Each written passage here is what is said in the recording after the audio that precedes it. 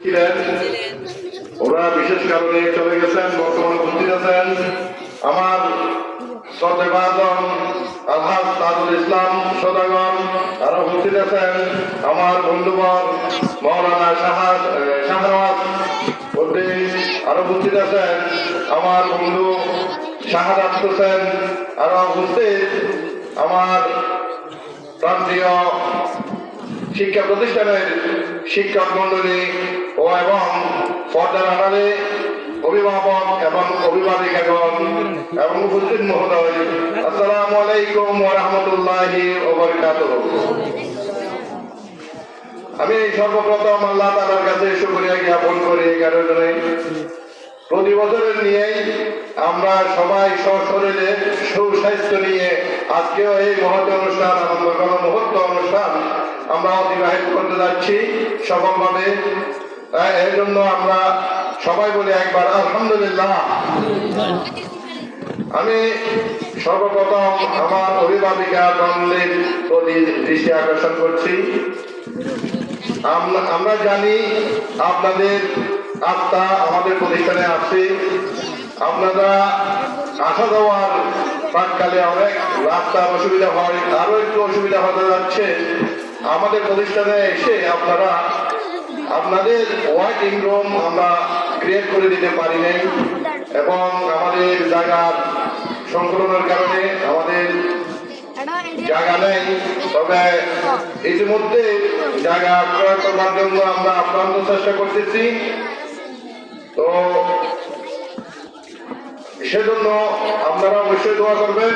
আর আমার কিছু বলার শুরুতেই আমি আমাদের মাদ্রাসা যারা জায়গা দান করেছেন এবং আমাদের মাদ্রাসা যারা ভাবুক ছিলেন, যাদের অক্লান্ত পরিশ্রমে আমাদের মাদ্রাসা গঠন হয়েছে এবং যারা দুনিয়ার দিকে চলে গেছেন, তাদেরকে গভীর শ্রদ্ধা সহকারে আমি স্মরণ করছি এবং তাদের জান্নাত কামনা করছি।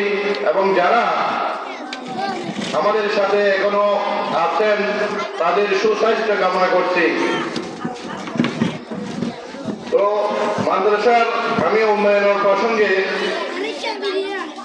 বলবো, আমরা আমাদের মাদ্রাসা আল্লাহ রহমতে অত্তর আশেপাশের অত্তরা মহল্লা নয়, আমাদের অত্তরা ইউনিয়নে আমাদের প্রশংসা বেশি চলেছে। এটা আমাদের আমার গৌরব না, এটা আপনাদের দোয়া, আপনাদের রহমত, আপনাদের দেওয়া এবং আমার শিক্ষা বৃন্দদের অক্লান্ত পরিশ্রম মনে করি। তবে আমরা এই মাদ্রাসা উন্নয়ন করতে গিয়ে আমাদের আর্থিক কালেকশন করতে হয়। আমরা ইতিমধ্যে সরকারের একটা সংস্থায় আমরা আবেদন করেছি 3 লক্ষ টাকার আবেদন, এবং পাশাপাশি অত্র মসজিদেরও আবেদন করেছি 3 লক্ষ টাকা। তবে সেটা ফাইলটা চলমান আছে।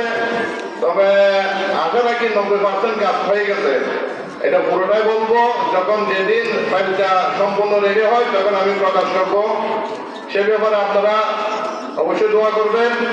আর মাদ্রাসার প্রতিষ্ঠান পূর্ণরূপ আনতে গেলে অনেক জায়গার প্রয়োজন আছে। আমাদের চিন্তাধারণা অনেক কিছু আছে।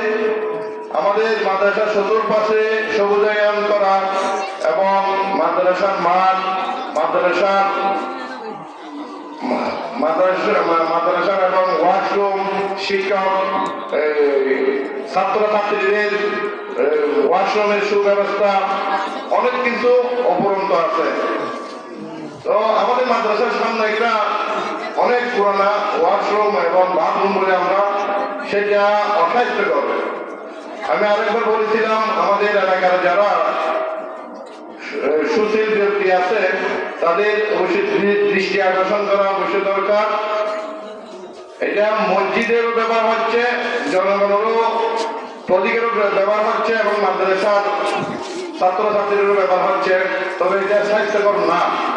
এইখান থেকে রাস্তার দিক দিয়ে হেঁটে হাঁটলেই বোঝা যাচ্ছে থেকে গন্ধটা একেবারে নাকের মধ্যে চলে আসে। তবে একটা সুশিক্ষিত লোক যদি আমাদের মহল্লায় আসে, সাথে সাথে উনি মহাপূর্ণ হয়ে যাবে, আমাদেরকে আন্ডার এস্টিমেট করবে। তবে আমি মসজিদের জন্য যে 3 লক্ষ টাকা আবেদন করেছি, সেটা যদি পাই, আমি মসজিদ কমিটি আপনার এলাকার মুরব্বীদেরকে বলবো আগে আমাদের ওয়াশরুমটা পরিষ্কার করা। আমাদের রাহাবারে বাগিশ্বর বারবার বলে মসজিদ করা পড়াশোনা দেখি আগে ওয়াশরুম তৈরি করা, কারণ মসজিদ তৈরি করছেন, ওয়াশরুম তৈরি করার নাই। এমন সময় যদি নামাজ পড়াকালীন যদি একটা মুসল্লিদের যদি এবং ওয়াশরুম প্রয়োজন, হাজর প্রয়োজন হয়, যদি ভালো একটা শৌচাগার না থাকে তাহলে কোথায় যাবে? ওরা তো নামাজ পড়তে পারবে না। এর জন্য বলেছে যে আগে শৌচাগার তৈরি করা, বাথরুম তৈরি করা, এরপরে মসজিদ করা। তো আমাদের মসজিদের ওয়াশরুম যেটা আছে এটা একেবারে অস্বাস্থ্যকর। আপনারা যদি সুদৃষ্টিতে দেখেন, এটা একটা ইঞ্জিনিয়ার দিয়ে যাতে গন্ধটা না আসে, দেখতে সুন্দর লাগে, একটা মনোমুগ্ধ পরিবেশ লাগে, এটা তৈরি করতে আপনারা উদ্যোগ হলে ইনশাল্লাহ হয়ে যাবে। এখানে অনেক বিদ্যুৎশালী আছে, আপনারা যদি এইটা যদি একটু দয়া করেন ইনশাল্লাহ হয়ে যাবে। তবে আমার প্রবাসী ভাইদের জন্য আমি কিছু না বললে হয় না। আমাদের অত্র এলাকার কৃষি সন্তানেরা অক্লান্ত পরিশ্রম করে সৌদিতে অথবা দুবাইতে বিভিন্ন দেশে গিয়ে জীবিকা অর্জন করেন। তাদের পরিশ্রমটা দেখলে আপনারা এখানে যদি ভাষায় বুঝাই আপনাদের কোনোদিন আসবে না, আসবে না। যদি সরাসরি দেখেন তাদের কষ্টটা কিরকম। আমরা অনেকে বলি দিকে এদের ছেলে সৌদি আরব অনেক টাকা কামাই, আসলে টাকাটা একজনের টাকা একজনের কামাই আনা অনেক কষ্ট। এত কষ্ট করে আমাদের প্রবাসী ভাইরা আমাদেরকে অনেক অনুদান দেয়। তবে কিছুদিন আগে আমি এটা বারবার বলি, কিছুদিন আগে আমি সৌদি আরব গিয়েছিলাম ওমরার উদ্দেশ্যে। আমাদের এলাকার প্রবাসী ভাইরা আমাকে অনেক সম্মান দিয়েছে, পাশাপাশি মাদ্রাসার জন্য অনেক টাকা দিয়েছে। তো সেখান থেকে আমি একটু দৃঢ়ভাবে মনোবল পাই যে এইটাই, আমরা যদি আরেকটা ভবন তৈরি করি, প্রবাসী ভাইদের যদি আমরা জোরালোভাবে বলি, আশা রাখি ভবনের টাকা প্রবাসী ভাইরাই দিয়ে দিবে। তো তাদের মধ্যে প্রবাসীদের মধ্যে জিদ্দাতে আছে জালাল আমার ছাত্র ভাই জালাল শফিকুর আমাদের ছেলে অনেক অনুদান দিয়েছে, এবং জাহাঙ্গীর এই মাত্র একটু আগে ঘোষণা পেয়েছেন 40,000 টাকা দিয়েছে। রঙ্গির পাড়া প্রবাসীরা অনেক টাকা দেয় আমাদের প্রতিষ্ঠানে এবং পূর্ব দিয়ে যাচ্ছে। মক্কাতে আছে আমাদের শ্রদ্ধাবর মরহুম হামিদের ছেলে নাসির উদ্দিন এবং শরীফ, ওরা অনেক অবদান ওদেরও অনেক অবদান আছে, ওরা অনেক অনুদান দেয়। এবং মক্কাতে আলমগীর আছে, লুৎফুর রহমান আছে, জাহাদুল হক আছে। এখন জাহেদ আমার শ্রদ্ধাভাজন মরহুম মাহমুদুল আঙ্কেলের ছেলে জাহেদ আমাদেরকে কন্টিনিউ ভাবে একটা অনুদান দেয়। উনি বলেছেন মসজিদ এবং মাদ্রাসাতে যত টাকা ইলেকট্রিক বিল হয় তত টাকা উনি পে করবে, এবং প্রতি মাসে কন্টিনিউ দিয়ে যাচ্ছে। সেটা আলহামদুলিল্লাহ এটা শুনে এটা পেয়ে আমাদের মনোবল বেড়ে যায়। তবে পাশাপাশি আমার সাধন আঙ্কেল মরহুম মহিল কোথার ছেলে আর একটা অনুদান দিয়েছে, প্রতি মাসে আমাদেরকে 1500 টাকা দেয়।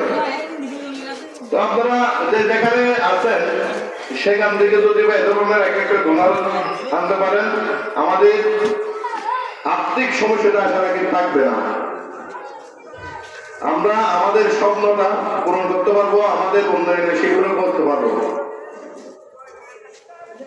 তো আমি এলাকার বাসীদেরকে একটা প্রশ্ন করবো, আপনারা আমাদেরকে দায়িত্ব দিয়েছেন, আজকে 6 বছর হয়ে যাচ্ছে। আলহামদুলিল্লাহ সর্বোচ্চ চেষ্টা করি আপনাদের প্রতিষ্ঠানটা ভবিষ্যতে আরো সুনাম করবার জন্য আমরা যারা দায়িত্বে আছে, আমাদের কমিটিতে যারা দায়িত্বে আছে তারা প্রায় শহরমুখী, যারা গ্রামে আছেন তারা অবশ্যই এখানে প্রতিদিন দেখভাল করেন এবং আমরাও সময় দিচ্ছি, মূল্যবান সময় দিই।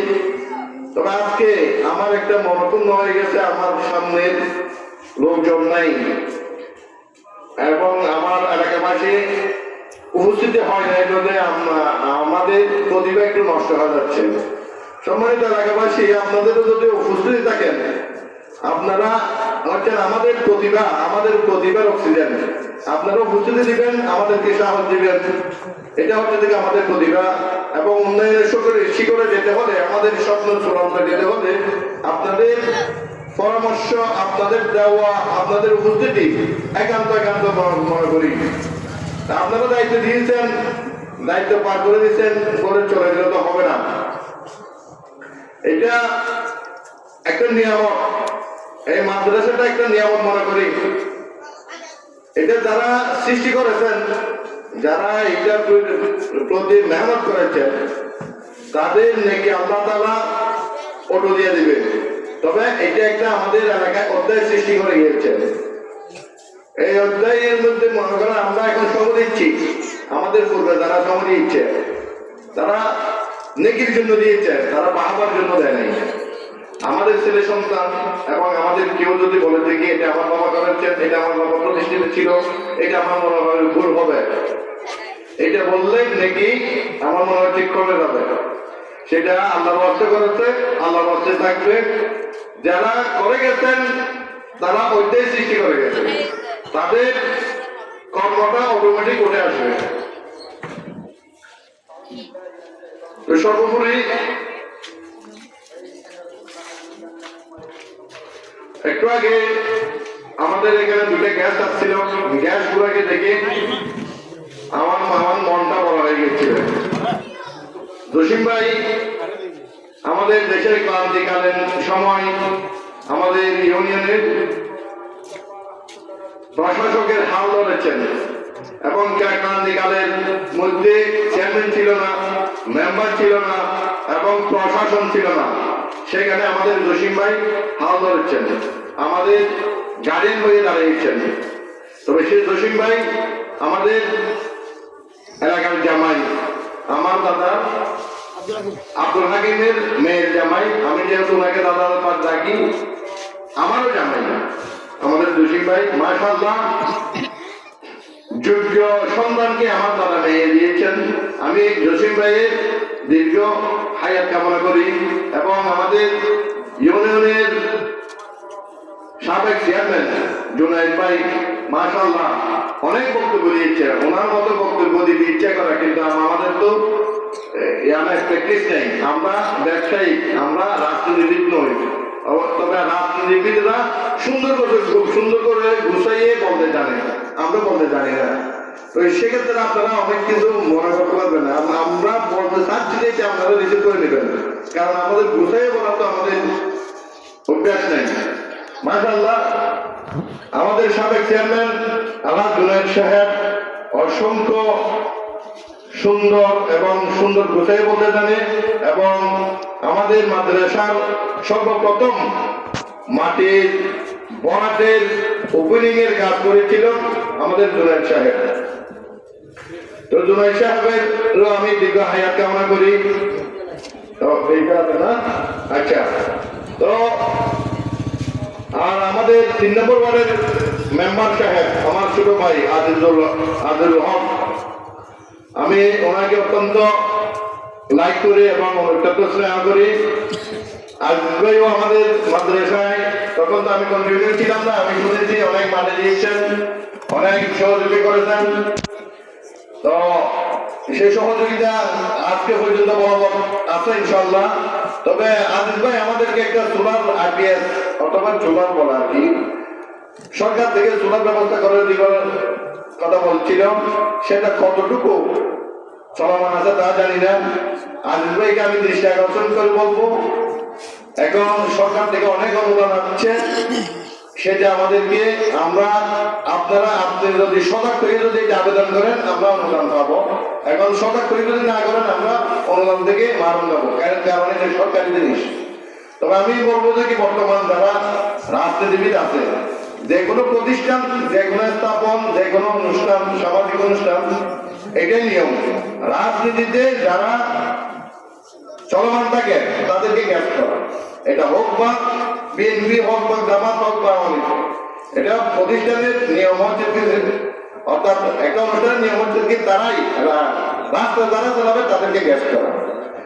তো আলহামদুলিল্লাহ এখন আমার ছোট ভাই এখন আছে, দিদার আছে, আমাদের এলাকার সমন্বয়ক, আল্লাহ তাদেরকে দীর্ঘ হায়াত দান করুক এবং তাদের মাধ্যমে হোক এবং যারা সচেতন ব্যক্তি আছে তাদের মাধ্যমে হোক আমাদের এলাকার একটা ভালো রাস্তা নাই।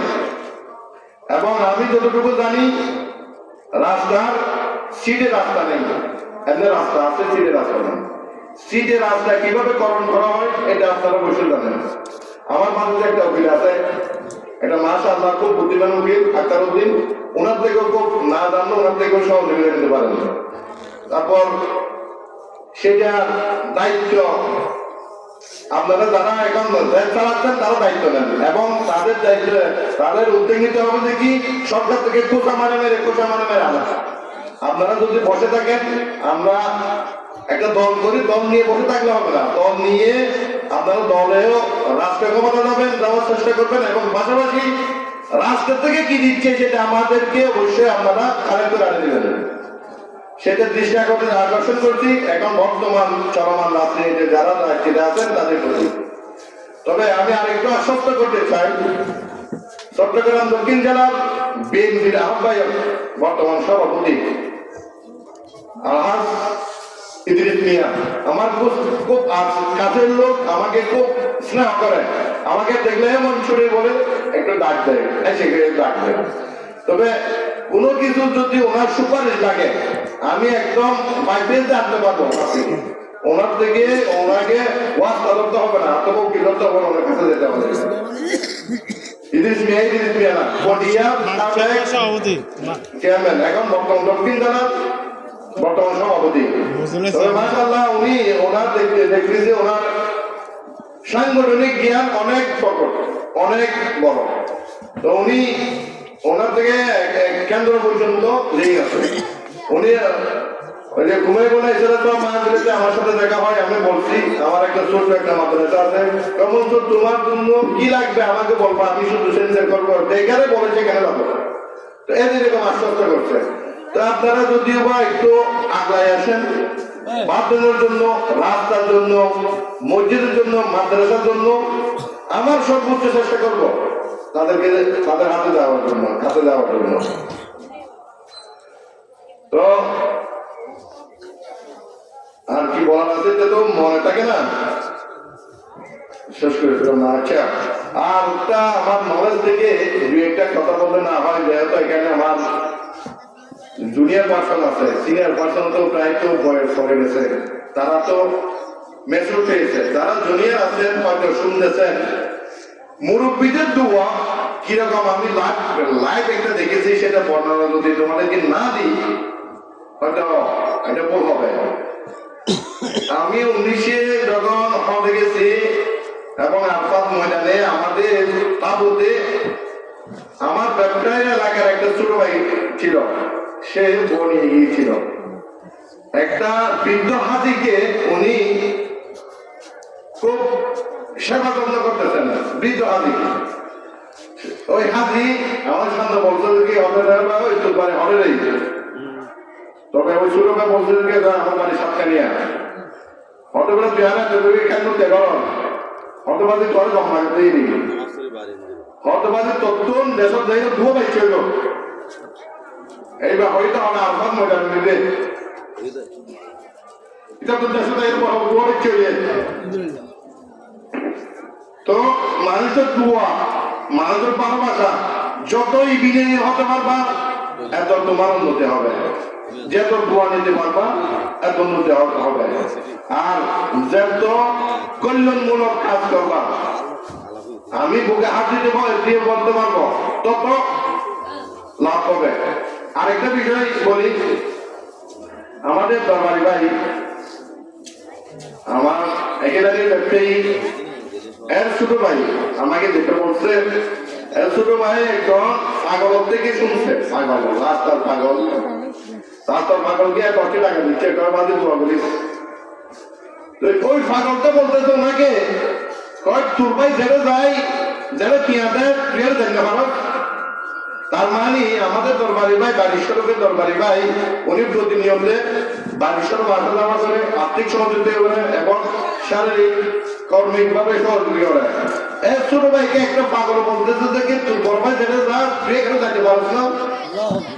তবে এটা বলবো কি দরবার বারিশরফ দরবার একটা আল্লাহর আজীব কবল দরবার মনে করি আমি।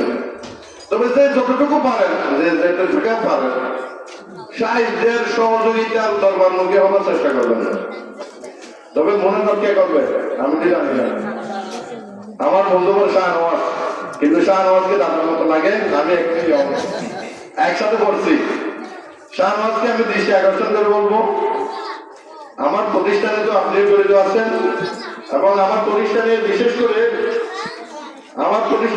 করে আমাদের শিক্ষকরা অক্লান্ত পরিশ্রম করে। আমাদের শিক্ষকদের প্রতি দোয়া করবেন এবং আমাদের প্রতিষ্ঠানের জন্য যিনি যারা দান করে, যারা দানবীর এবং যারা জমিন দান করেছে তাদের জন্য দোয়া করবেন। আর আমার হতভাগার কথা যদি মনে থাকে দোয়ার সময় আমার জন্য একটু দোয়া করবেন। আর আমাদের প্রতিষ্ঠানের যারা দুনিয়ার থেকে চলে গেছেন তাদের জান্নাত কামনা করবেন। তো এবং আমার রাহাবারে বাগিশরফ আমার শ্রদ্ধেয়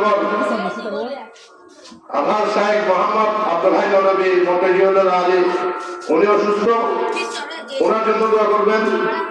এবং আমার পাড়া প্রতিবেশী এবং আমাদের মালপুকুরিয়া নিবাসী যারা প্রবাসীরা আছে তাদের জন্য দোয়া করবেন। আর মালপুকুরিয়া নিবাসী প্রবাসী ভাইদেরকে যদি সকল প্রবাসী ভাইদেরকে আমার নলেজ থেকে আমি একটা কথা বলবো, আপনাদের টাকা আমি মনে করবো হালাল, কেননা আপনারা যে হার ভাঙা পরিশ্রম করেন আপনাদের টাকা আমি মনে করবো হালাল। আপনাদের হালাল টাকা যদি আপনারা ব্যাংকের মাধ্যমে দেশে প্রেরণ না করেন, এটা যদি ফন্ডের মাধ্যমে দেন, এটা আমার মনে হয় যে হালাল হবে না, এটা সাথে সাথে অবৈধ হয়ে যাচ্ছে। এটা যারা ইকোনমিক দিয়ে লেখাপড়া করছেন তারা হয়তো বুঝতে পারেন। তো আরো কিছু কথা বলার ছিল, এটা চলে গেছে। আরেকটা কথা বলি, আমাদের বিগত সরকার বলবো না, আমাদের যে একটা প্রযুক্তিতে আমরা কারিকুলামে পড়েছিলাম, আমাদের শিক্ষা প্রতিষ্ঠান একেবারে দবংশ পথে চলে গিয়েছিল। কারিকুলামে লেখাপড়া ছিল না, শুধু কাটিং করা আর কাগজ তৈরি করা, কিভাবে রান্না করবে, কিভাবে গল্প করবে, এটাই। তবে বাংলা আনাচে কানাচে নুরানি মাদ্রাসাতে ছাত্রীর ব্যাঙের ছাতার মতো গজায় গেছে, তারা জানে না। নুরানি মাদ্রাসা থেকে যারা বাইর হয়েছে, যারা নুরানি মাদ্রাসা সমাপনী করেছে, আমাদের সেক্রেটারি সাহেব বলেছেন মানে দুনিয়া থেকে মৃত্যু পর্যন্ত যে দোয়া দরদ লাগে সেই এইগুলো সম্পূর্ণ সবাইভাবে ইনশাল্লাহ নুরানি মাদ্রাসাতে শিক্ষা প্রদান করে থাকে। এবং নুরানি মাদ্রাসা যার মেমোরিতে ক্রিয়েট হয়েছে তার জন্য অবশ্যই দোয়া করবেন, কারণ ওনার বুদ্ধিতে ওনার তীক্ষ্ণতার কারণে আমাদের ছেলে সন্তান সন্ততিরা শুদ্ধ হচ্ছে। তবে আর কিছু দীর্ঘক্ষণ করবো না।